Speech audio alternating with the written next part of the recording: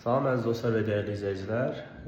Mənə gələn ən çox suallardan biri söz öyrənmə ilə bağlıdır. Bugün isə mən sizə qısa olaraq bu söz öyrənmə metodikalarla bağlı qısa bir izahlar verəcəm və başlıqlar kimi.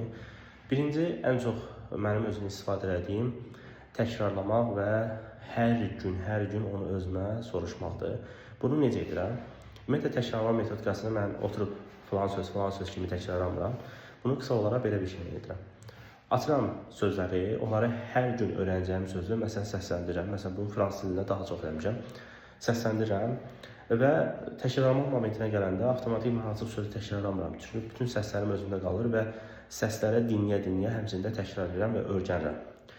İkinci metodika kontekst altında öyrənməkdir. Bu, reading oxuyan zaman eləyə bilərsiniz və s. Amma mən bunu daha çox necə edirəm? Bunu biraz qarışıq metodika edirəm. Məsələn, siz öyrənəcəyiniz sözləri yığırsınız. AI sistemlərində, Grok AI olsun, ChatGPT, Gemini olsun və s.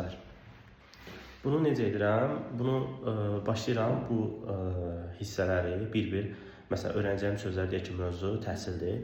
Deyirəm ki, təhsillə bağlı mənə bir mətn düzəlt və bu sözləri istifadə edir. Həmçinin sözləri orada görə avtomatik öyrənmiş oluram. Üçüncü ən vacib metod təsvir metodikasıdır. Bunu biraz etmək çətindir, çünki bu biraz vaxtınızı alacaq, amma bəzi tələbələrin öyrənə biləcəyi ən yaxşı metodika olduğuna görə mən bunu məsləhət edirəm. Məsələn, sözü internetdə Google-a verirsiniz, Google-da yazırsınız, Google search edirsiniz və orada o sözlə bağlı çıxan şəkillərə baxırsınız, bir növ təsvir yaranır. Bir çox metodikalar var. Bəs 4-cü, 5-ci metodika nədir? Gəlin onlara baxaq.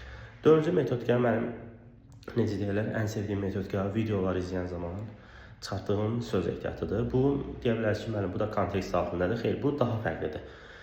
İnsan dinləyir, görür, eşidir və təkrarlayır deyə, ona görə videolardan da sözlər, necə deyirlər, çıxarda bilərsiniz. Bunlar ən vacib metodikalardır, hansı ki, bunları istifadə edərək çox rahat şəkildə, necə deyim, istənilən dildə sözləri öyrənə bilərsiniz. Nə bilim, ən 5-ci metodika mənim üçün qədimi bir metodika nədir? Sözlərə çoxlu yazmaq. Bunu ingilis dilində və alman dilində etmişəm və hələ də onun effektiv bir metodika olduğuna da inanıram. Çünki öyrəndiyim demək olar, əksər sözlər yadımdadır. Daha çox görən və eşidən zaman yadıma düşür və bu metodika həqiqətən də ən aktiv metodikalardan biridir. Çox sağ olun.